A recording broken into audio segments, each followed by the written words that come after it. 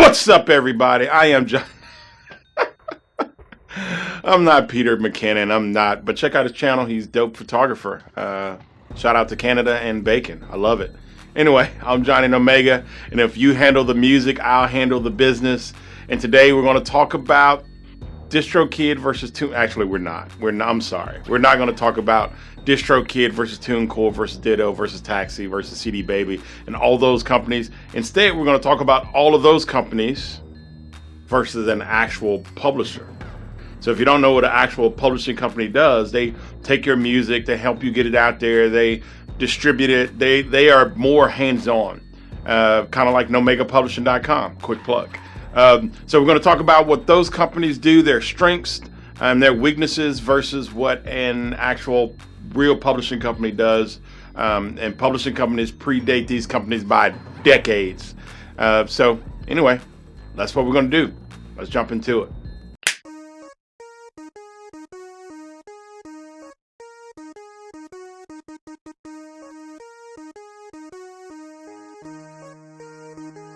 Okay, so what does Ditto and Distrokid and Tunecore and all of those companies, what do they do? Well, for one, they are online digital distributors. So you send your music to them and they upload it to the Spotifys and Pandoras and all of these amazing places. So it's physically out there. And they are absolutely great at doing this.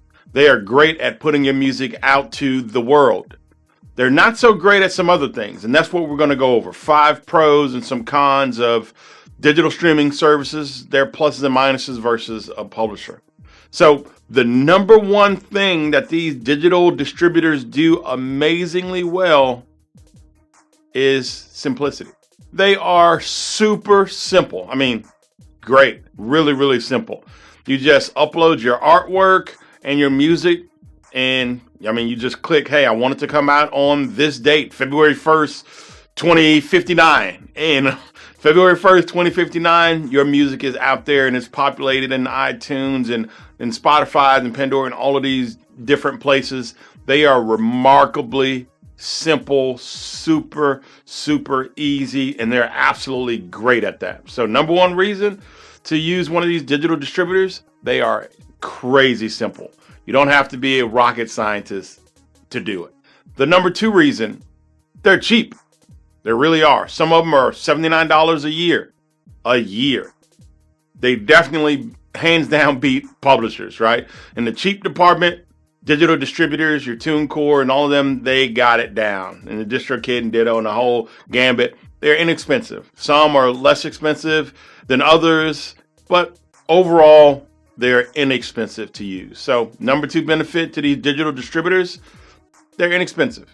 Number three, they are really, really easy at tracking your non-existent sales. Did I say that out loud? I didn't mean to. Yeah, no, I'm just kidding. You're going to make sales with these guys. But no. But no, they're really easy at tracking sales. That's what I'm getting at. They're really, really easy at tracking sales. They put up metrics so you can see where you're streaming, when you're streaming, if you're streaming. And yeah, easy at looking at their statistics. Number 4, splits. So not all of them do splits.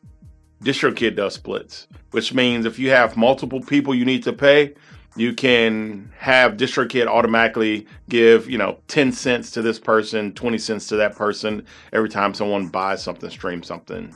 Number 5, they're great for labels. Some of them are set up in a way where you can distribute more than one artist, up to 10 or 20 artists under one account. So you could distribute all of your artists and keep it moving. They're great, absolutely great and wonderful at that. All right, those are your 5 pros. There are some cons. I need that dun dun dun music. Can we edit that in there? Okay. Hopefully that played. If not, then I just looked ridiculous. But your cons. Number 1 con, they do not actually publish your music with pros. That's performance rights organizations. They're not actually putting your music in the pros. Matter of fact, I had one client. She came in and we went to look for her. She's supposed to be with ASCAP, and you could not find her name, and you could not find her. I won't say what company she went with, which one of these digital distributors, but you could not find her name at all. And what that means is this: when someone goes, "Who sings this song?" They don't know. Who wrote this song originally? They don't know. So if you look in the repertoire for an ASCAP or BMI or whomever, CSAC or whomever, having yourself listed as a writer or the producer or the performer or whatever, when someone looks up a song, is huge. What if they want to hire you to write songs for them or produce music for them or whatever? Not being able to find your music is a huge, huge con, especially if you're trying to build your career as a singer or producer or as a writer. All right, number 2, con. They do not help with copywriting. And you go, "Oh, I don't need help with copywriting. I can log onto the government website, pay my 20, 30 bucks or whatever, copyright my songs." Great for you. That's not the case for everybody. So having someone that is actually going to help them with the copywriting and the business side is really, really important. Number 3, they do not help you get your music licensed. They don't. So I had a customer that had a deal with Transformers to get his song in. I think it was the second Transformers. They don't help with that. They are just going to throw your music out there and good luck with your future and your marketing and your promotion and all of the business side of the music business and your music career. So they're not going to help with that.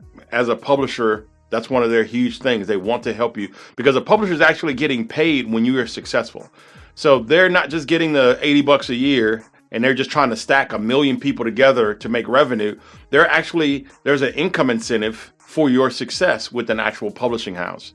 So the more money you make and the bigger you are, the more money they make. So they're incentivized to help you grow. Number 4, they are not there to help you promote. They are there to be what they are, a digital distributor. That's what they are, a digital distributor. That's what they're going to do. You're going to pay them to digitally distribute. That's all they're going to do.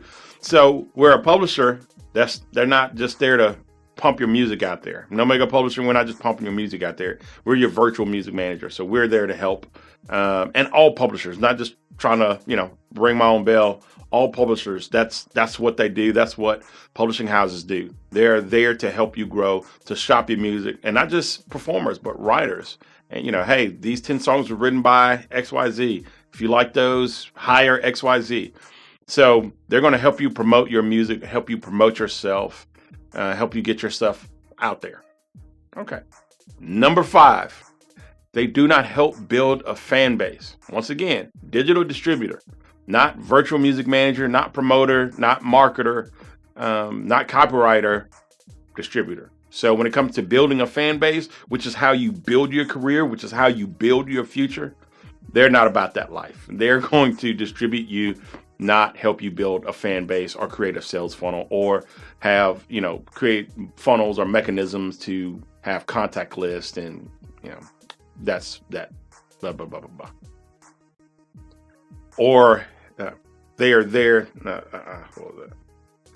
to build contact lists or sales funnels. Number 6, they do not manage the business portion of your music whatsoever.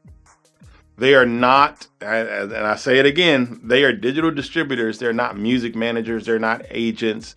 They are not there to handle any of the business side of the music business.